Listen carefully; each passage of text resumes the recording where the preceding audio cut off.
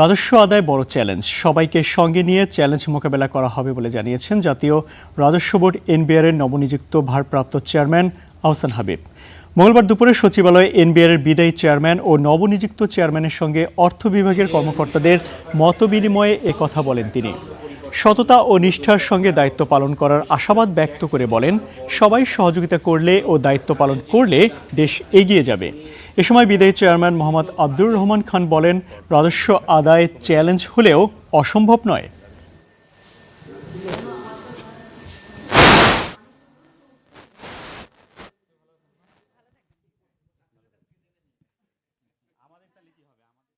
আমরা 18 কোটি মানুষ প্রত্যেকে যদি তার দায়িত্বটা সততা আন্তরিকতার সাথে কাজ করে এবং এটার যদি যোগফল এটা যদি যোগ করা হয় তার ফলাফলই হলো দেশের উন্নতি। ডিজিটাইজেশনের যে উদ্যোগগুলো শুরু করেছে এগুলোকে ক্যারি করতে হবে এবং সেটা করলেই আমাদের এফিসিয়েন্সি বাড়বে এবং আমাদের যে কর ফাঁকিগুলো হয় সেগুলো কমে যাবে, তাতে রাজস্ব বাড়বে।